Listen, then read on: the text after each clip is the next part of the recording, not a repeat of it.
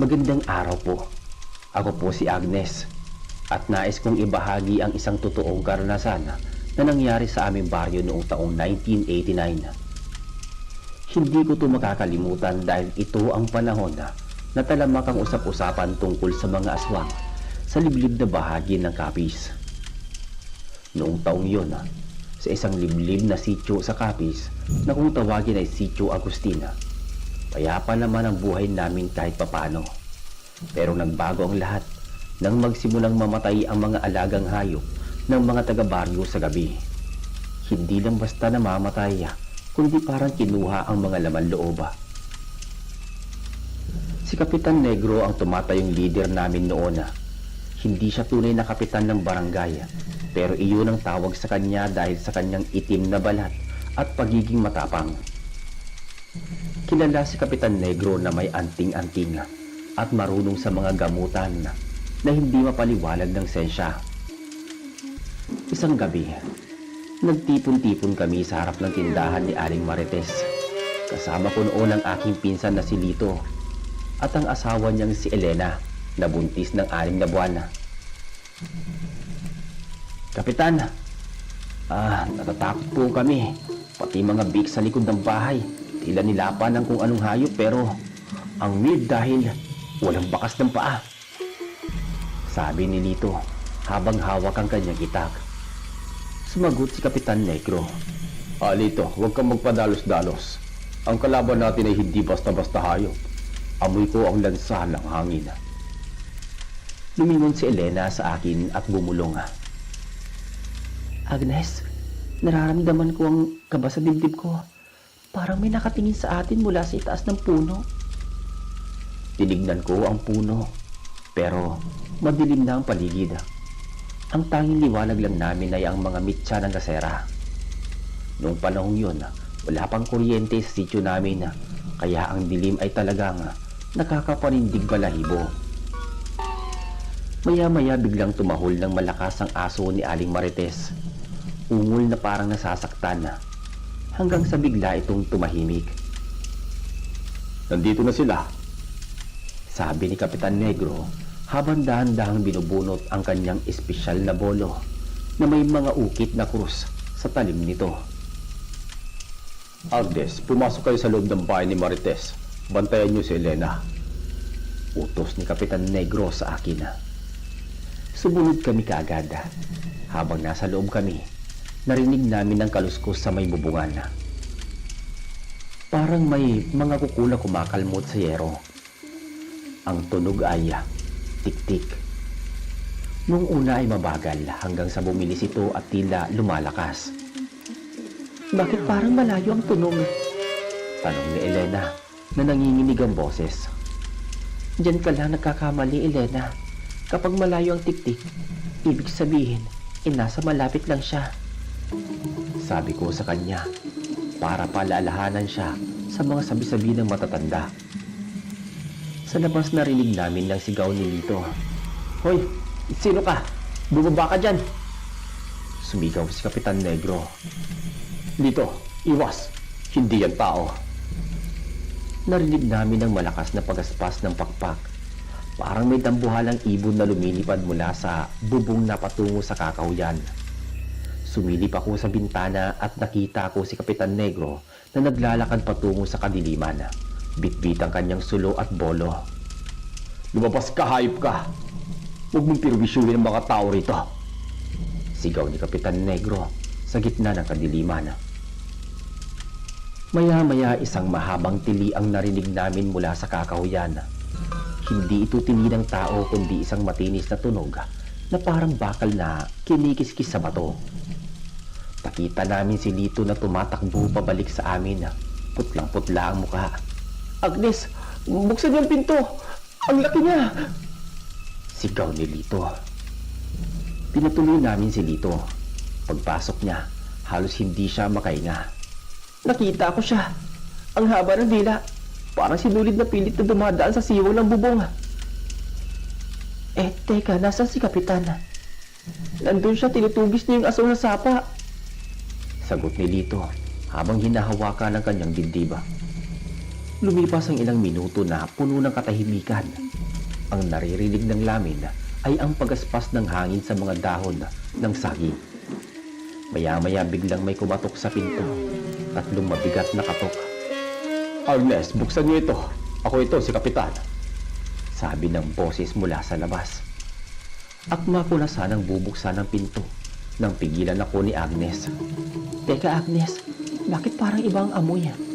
Amoy ng parang nabubulok na karne." Kaya naman sumilip si Lito sa butas ng dingding. Nanlaki ang kanyang mga mata. "Agnes, wag! Hindi si Kapitan yan!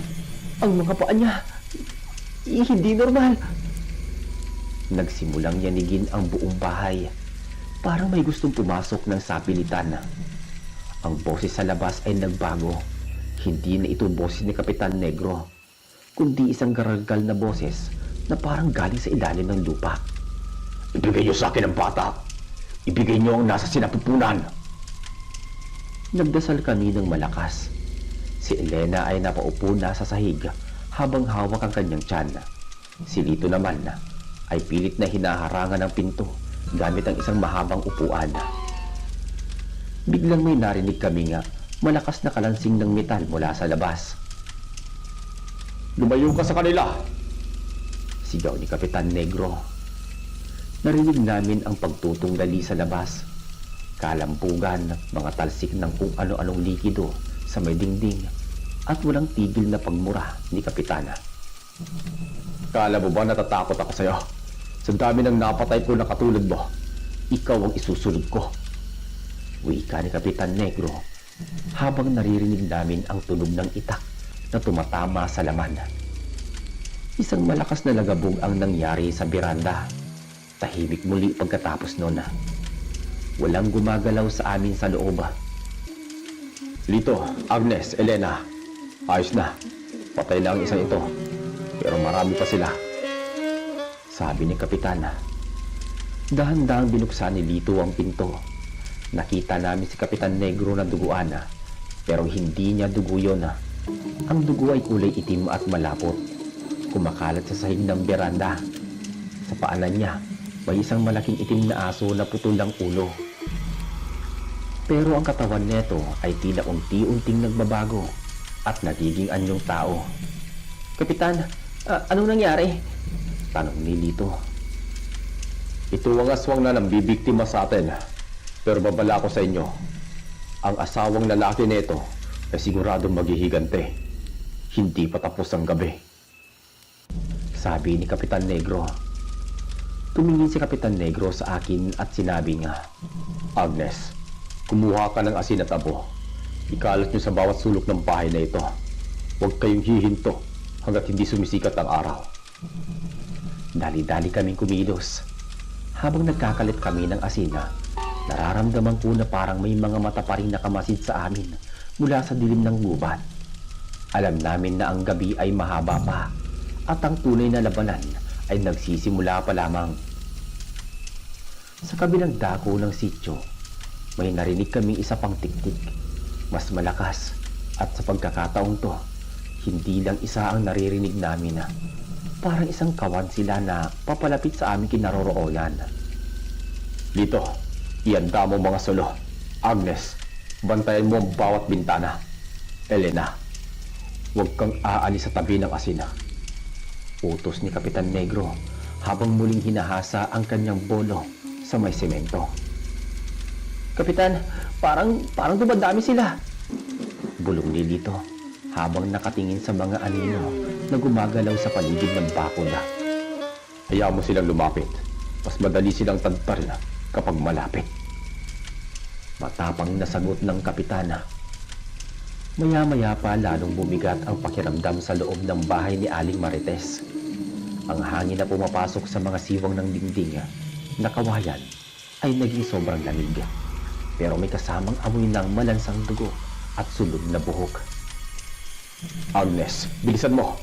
Ipang-ikot mo ang asin sa bawat bintana," utos ni Kapitan Negro habang siya naman ay naglalagay ng langis na may kasamang kung anong ugat sa kanyang braso at sa talim ng kanyang itak. Habang nagkakalat ako ng asin, nanginig ang mga kamay ko. Sumilip ako sa siwang ng bintana at nakita ko ang mga anino sa ilalim ng puno ng nyog. Hindi sila tao. Ang kanilang mga figura ay mahaba, payat, at ang kanilang mga mata ay parang mga baga ng sigarilyo na nagbabaga sa dilim. Lito, huwag kang titingin ng diretso sa mata nila. Hinihigop nila ang tapang mo kapag ginawa mo yan. Babala ni Kapitan Negro kay Lito na nooy hawak na ang isang bote ng gaas at basahan para gawing sulo. Kapitan, bakit parang tumitigil sila sa bakod? Tanong ni Lito habang pilit na pinapatigas ang kanyang boses. Dahil sa asin at dasal na inilatag natin, pero naghahanap sila ng butas. Ang punterya nila ay si Elena at ang bata. Sagot ni Kapitan Negro nang hindi inaalis ang tingin sa labas. Maya-maya, biglang may malakas na kalabog sa itaas ng bubong. Hindi lang isa kundi parang 3 o 4 na mabibigat na nilalang ang tumatalon sa yero. Dilig na dilig ang tulong ng yerong na yuyupi. Agnes, ang kisame! Sigaw ni Elena habang nakaturo sa itaas.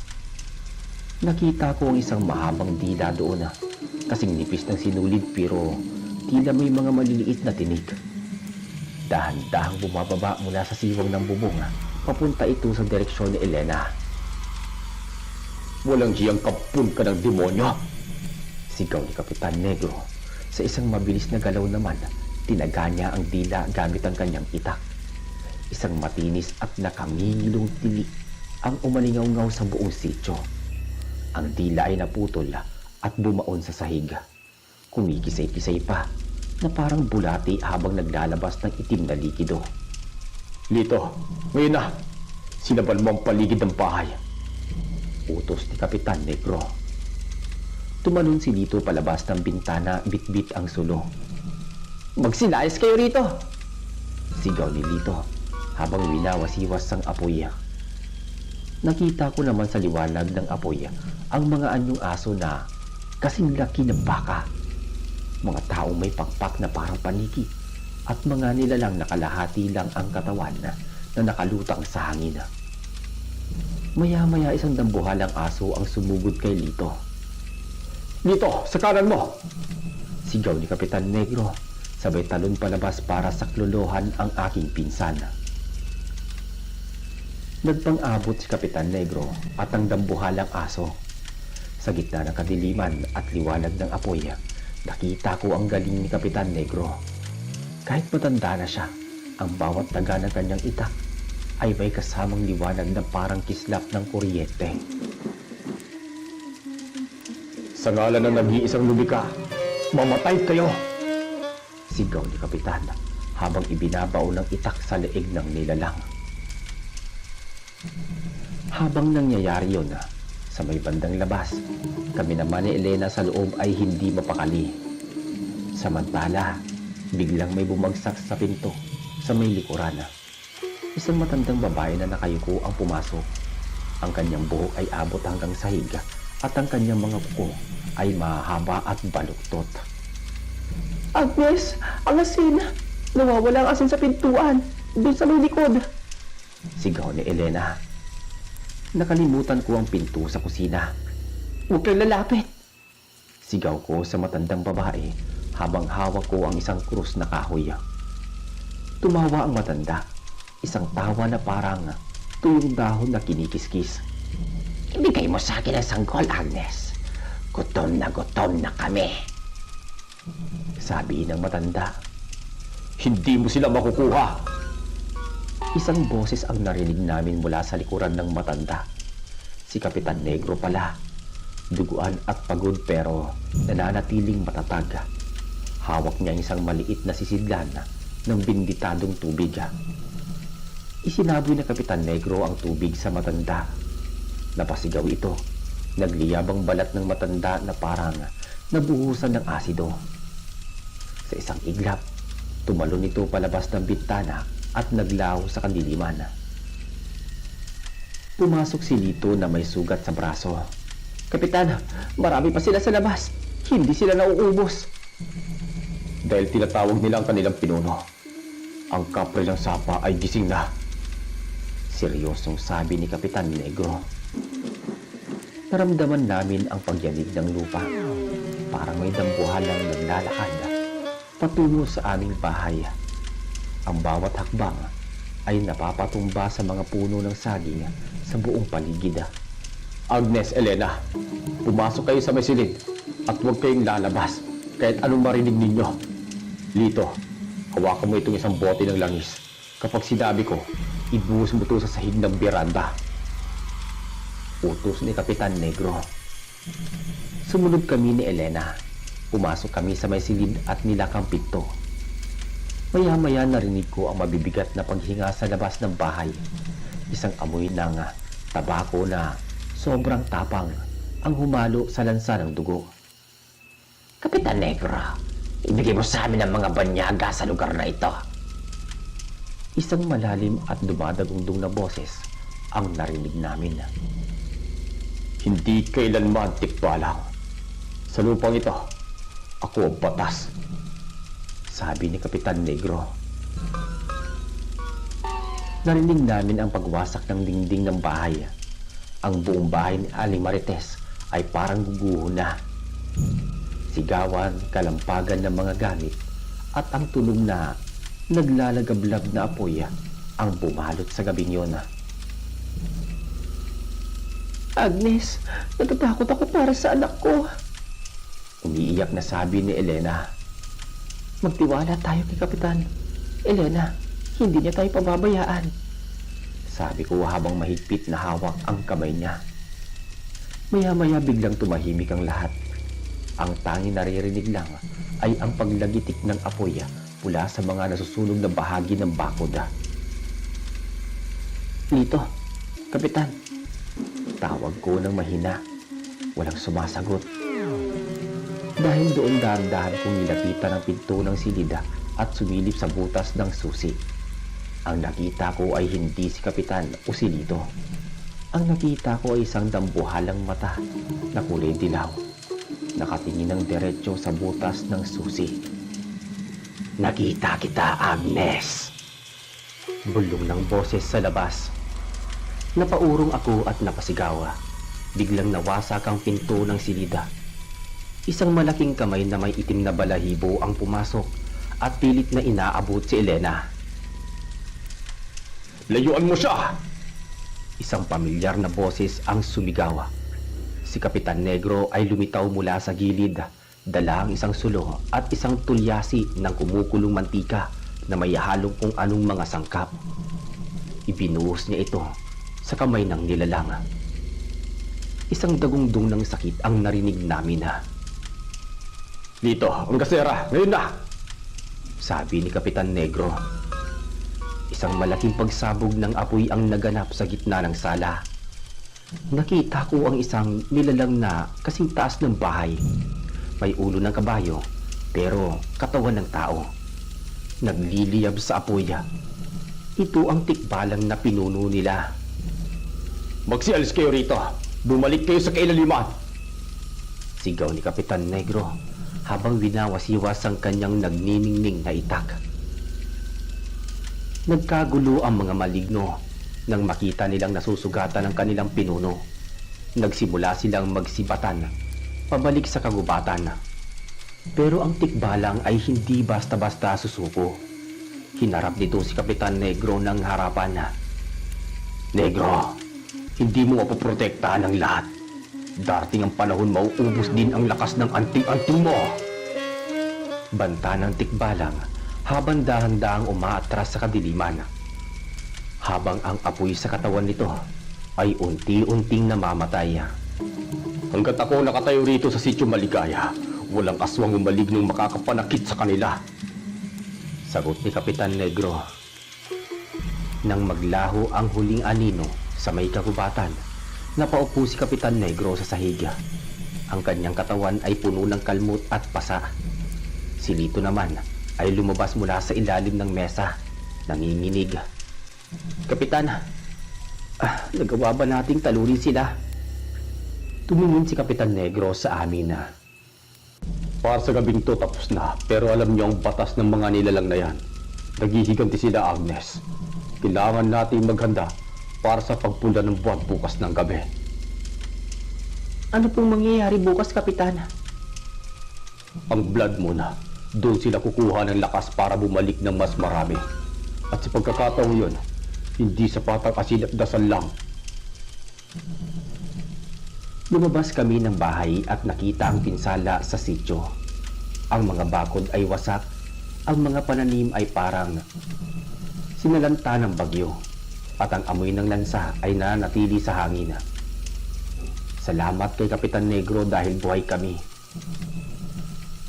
Habang nag-aagaw ang dilim at liwanag ng madaling araw, nakita ko si Kapitan Negro na nakatingin sa bundok. Alam ko sa kanyang isipan, binabalak niya na kung papaano kami iligtas sa susunod na pagsalakay.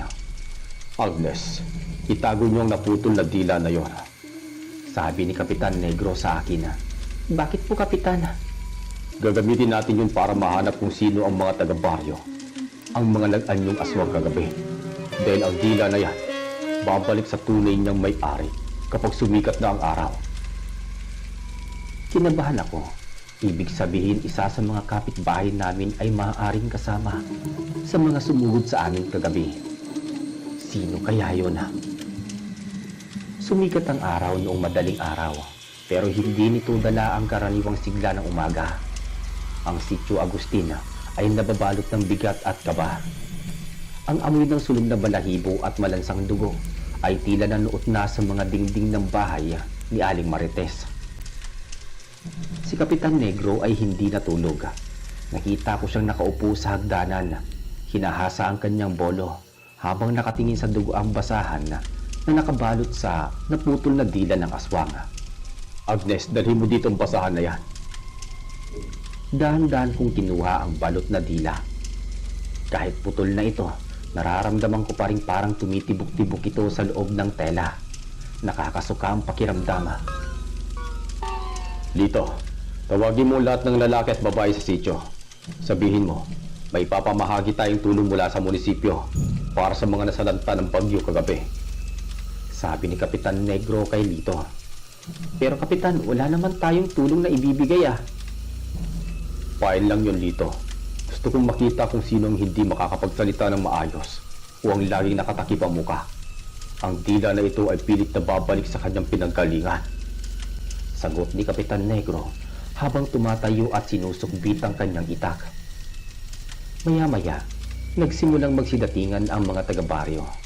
Naroon si Mang Karding na magsasaka, si Aling Saling na labandera, at ang mag-asawang sina Tonyo at Perla na nakatira sa dulo ng sapa. Lahat sila ay mukhang pagod at puyat.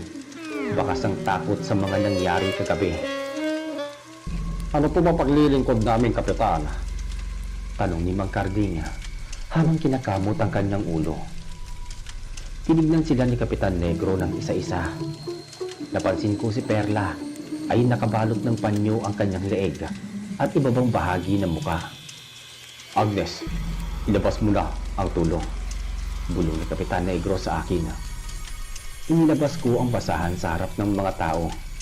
Pagbukas ko nito, ang dila ay biglang naging kulay ube at nagsimulang umusok. Umalingaw-ngaw ang isang mahinang huni, parang sipol ng galing sa malayo. Anong klaseng tulong yan, Kapitan? Bakit may bulating dambuhala? Tanong ni Tonyo, ang asawa ni Perla. Ngumiti ng bahagya si Kapitan Negro. Hindi ito bulati, Tonyo. Ito ang dila ng aswang na sumugod sa bahay ni Marites kagabi. At alam niyo ba ang sabi ng matatanda? Ang dila ay laging naghahanap sa kanyang lalamunan. Biglang napatra si Perla. Napahawak siya sa kanyang panyo. O Perla, bakit ka namumutla? May masakit ba sa'yo? Tanong ni Kapitan Negro habang dahan-dahang lumalapit sa kanya. Wala po akong sakit, Kapitan. Masama lang pakiramdam ko dahil sa puya. Sagot ni Perla, pero ang boses niya ay kakaiba. Garalgal at parang may nakabara. Kung gano'n, bakit hindi mo alisin ang panyong yan sa iyong muka? Mainit ang sikat ng araw. Wag po, Kapitan. May mga patal siya dahil sa allergy. Singit ni Tonyo habang humaharang sa harap ng asawa. Tonyo, tumabi ka dyan kung ayaw mong madamay. Babala ni Lito na nooy hawak na ang kanyang itak sa likuran. Sa isang iglap, mabilis na kumilos si Kapitan Negro. Kinablot niya ang panyo sa mukha ni Perla. Lahat kami ay napasinghap. Si Perla ay walang dila. Ang kanyang bibig ay puno ng itim na dugo at ang kanyang lalamunan ay tila bulok na laman na uod. Ikaw wala ng iba, sabi ni Kapitan Negro.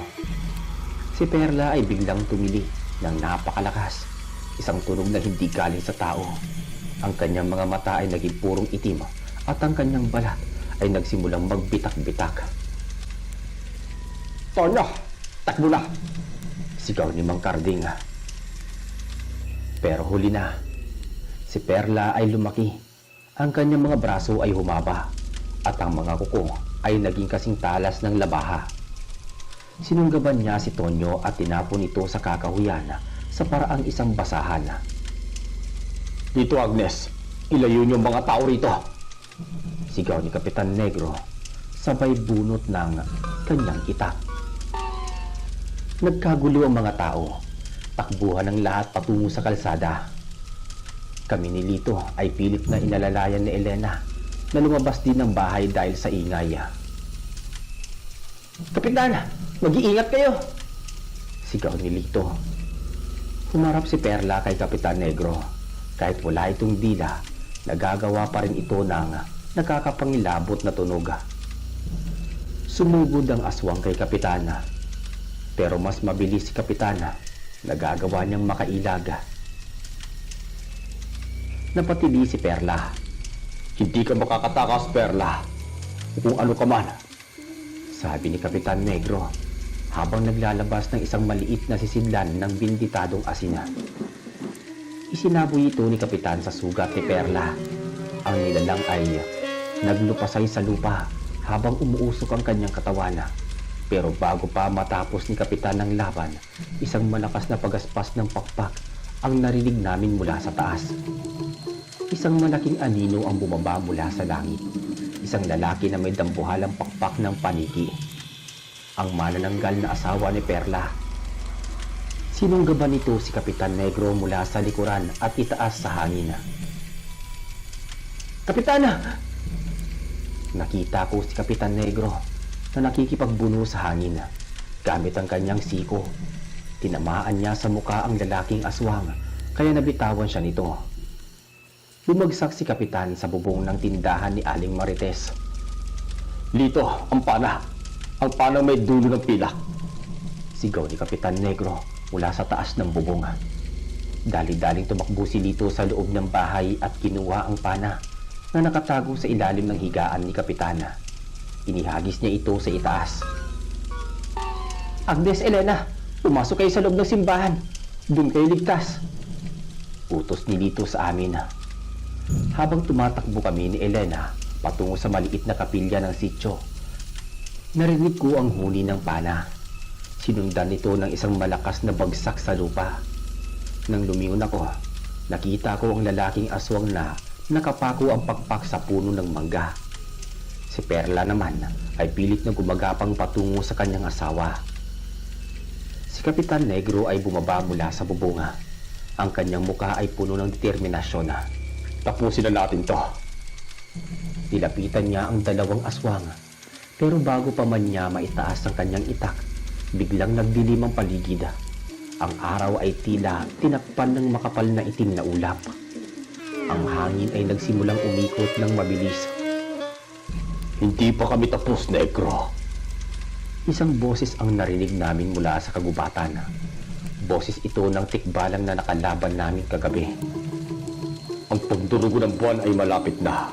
At sa pagsapit ng kadiliman, ang buong sitio Agustin ay magiging piging para sa amin.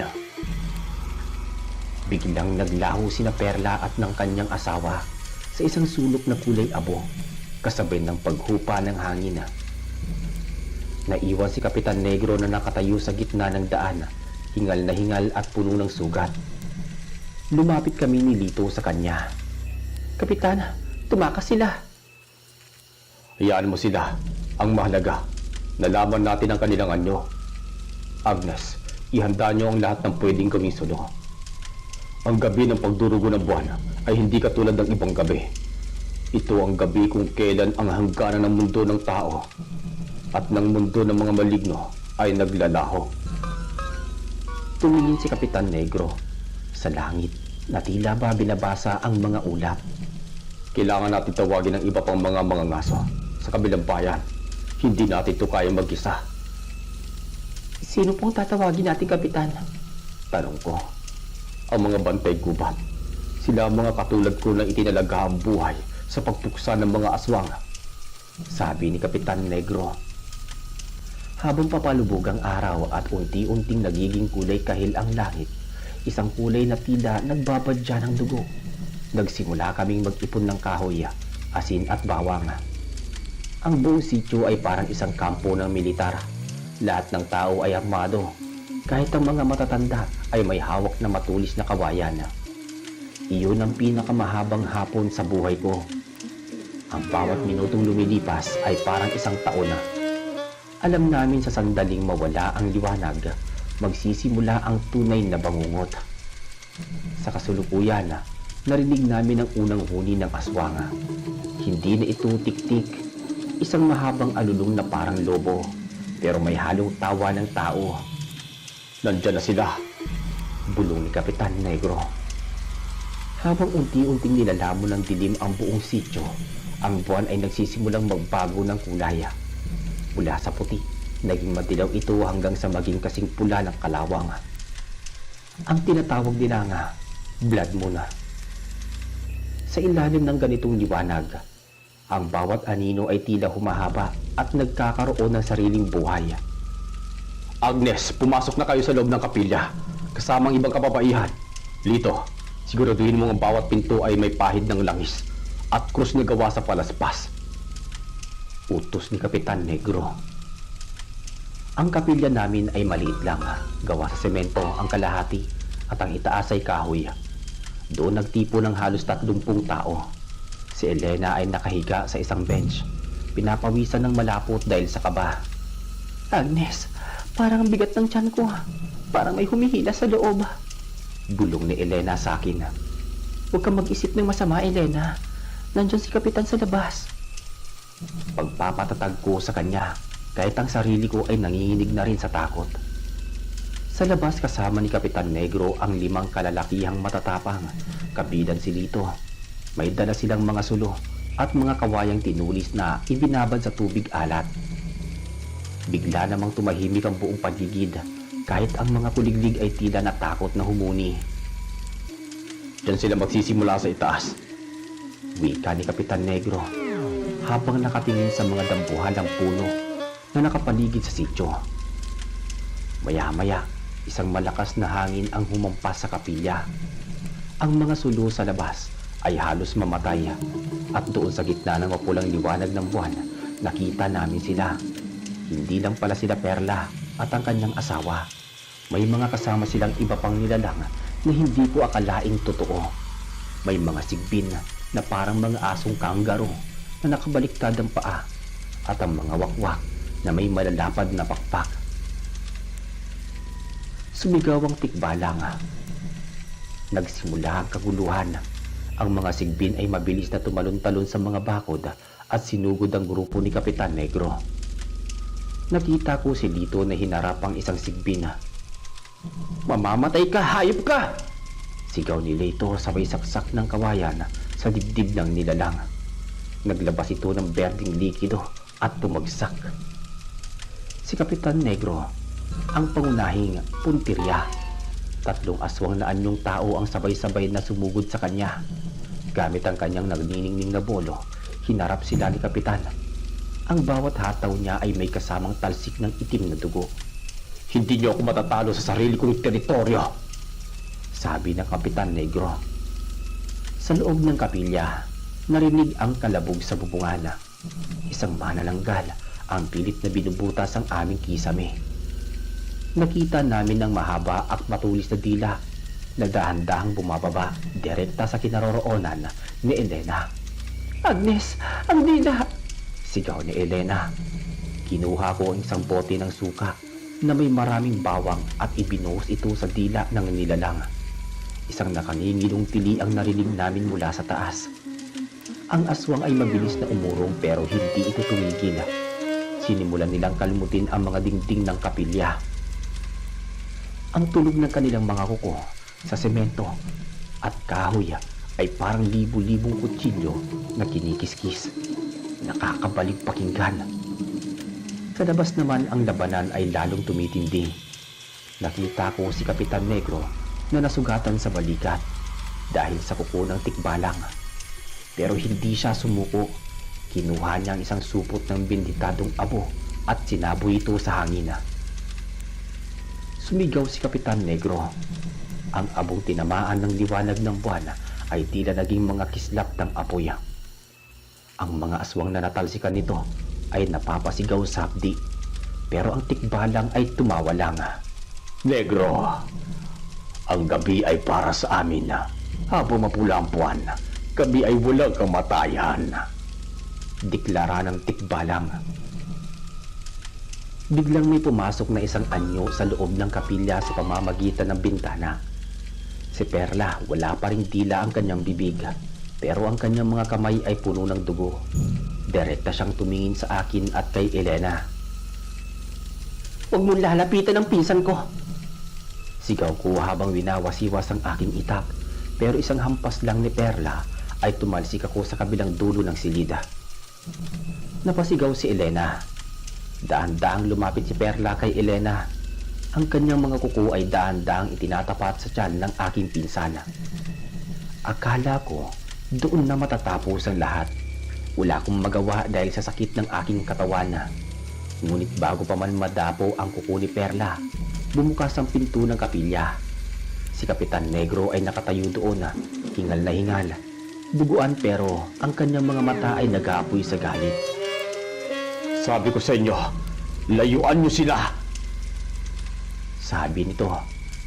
Hawak ni Kapitan ang isang maliit na ribulto ng San Miguel Arcangel. Itinapat niya ito kay Perla. Isang liwanag na kasing liwanag ng araw ang lumabas mula sa ribulto. Si Perla ay tumalsik palabas ng bintana habang ang kanyang balat ay tila natutunaw. Lumapit sa amin si Kapitan Negro. Agnes, Elena, kumuha kayo ng lakas. Hindi pa tapos ang gabing to. Ang pinuno nila ay nasa labas pa. Kapitana, si Nito po. Nasa labas siya, binabantayan ang ating pintuan. Pero kailangan nating lumabas at tapusin ang tikbalang. Hanggat buhay ang pinuno, hindi sila titigil. Lumabas kami ni Elena sa ilalim ng proteksyon ni Kapitan. Ang paligid ng sitio ay parang impyerno. May mga apoy na makikita mo sa paligid at ang mga bangkay ng mga sigbin ay nagkalat. Nakita ko si Lito na nakasandal sa isang puno. Hawak ang kanyang tagiliran na dumadaloy ang dugo. "Lito, ayos ka lang ba?" "Ayos lang ako, Agnes. Kunting gasgas lang to," sabi ni Lito, pero alam kong malalim ang sugat niya. Humarap si Kapitan Negro sa gitna ng plaza ng sitio. Doon naghihintay ang dambuhalang tikbalang kasama ang asawang lalaki ni Perla at iba pang aswang na natitira. Negro, oras na para mamatay ang huling tagapagtanggol ng sityong ito. Wika lang tikbalang habang dahang-dahang nagbabago ang anyo nito. Bago mo ako makuha, dadaan ka muna sa talim ng aking pananalig. Sagot naman ni Kapitan Negro habang dahan-dahang tinataas ang kanyang bolo. Sa itaas namin, ang blood moon ay nasa kanyang pinakamatingkad na kulay. Ang bawat patak ng dugo sa lupa ay tila kumikinang. Agnes, hawakan mo itong orasyon. Bulong ni Kapitan sa akin, sabay abot ng isang maliit na papel. Kapag napag-abot kami ng tikbalang, basahin mo ito ng malakas. Huwag kang titigil hanggat hindi sumisigaw ang langit. "Oo, Kapitan. Masusunod." Sumugod ang tikbalang. Ang lupa ay nayayanig sa bawat hakbang niya. Si Kapitan Negro ay tumakbo din pasalubong sa kanya. Isang matinding banggaan ang nangyari. Ang tunog ng bakal na tumatama sa matigas na balat ng maligno ay umalingaw-ngaw sa buong sitio Agustina. Nagsimula akong magbasa. Agnes, ituloy mo lang ang pagbabasa. Huwag kang hihinto. Sigaw ni Kapitana. Nanginig ang boses ko habang binabasa ang orasyon sa papela. Exercisamus, ti omis, imum dos spiritus. Ang mga salita ay tila sariling may dalang bigat. Bawat kataga ay nagpapaluwal ng puting usok mula sa aking bibig. Ang tikbalang ay umatungal sa sobrang sakit. Ang dambuhalang katawan nito ay nagsisimulang mangisaya. Hindi maaari ito. Isang habak na tao lang ang papatay sa akin. Dagugdong ng maligno. Hindi lang ako tao. Ako ang bantay ng lupang ito. Sagot ni Kapitan Negro habang idinidikit ang rebulto ng San Miguel sa noo ng tikbalang. Sa isang malakas na saksak, ibinao ni Kapitan Negro ang kanyang bolo sa mismong dibdib ng nilalang. Isang nakangingilong tunog ng pagputok ang narinig namin at ang dambuhalang nilalang ay naging alikabok na kulay itim at tinangay ng hangin. Nang mamatay ang kanilang pinuno, ang mga natitirang aswang na sina Perla at ang kanyang asawang manananggal at ang mga sigbina ay naglabas ng mga huling tili ng takot bago mabilis na nagsitakas patungo sa kailaliman ng kagubatan ng kapis. Unti-unting naglaho ang mapulang kulay ng buwan. Ang langit ay dahan-dahang nagliwanag, hudyat ng pagdating ng bukang liwayway. Napaupo si Kapitan Negro sa gitna. Ang kanyang mga sugat ay malalalim at ang kanyang hininga ay gumagaralkal na. Tumakbo kami ni Lito at Elena patungo sa kanya. Kapitan, huwag kayong pipikit. Dadalhin namin kayo sa bayan.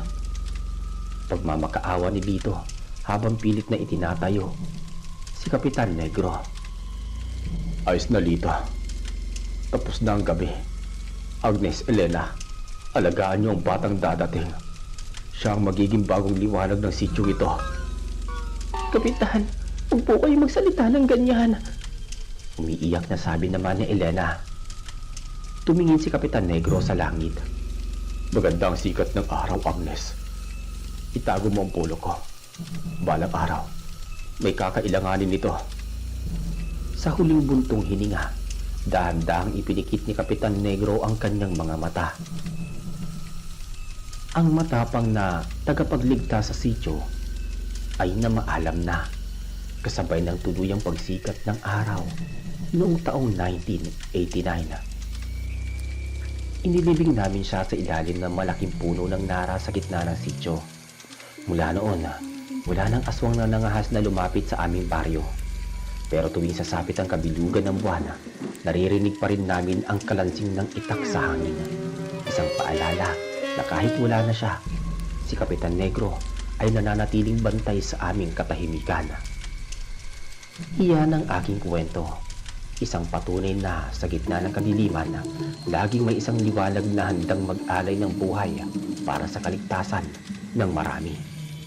Maraming salamat sa pakikinig ng aking karanasan.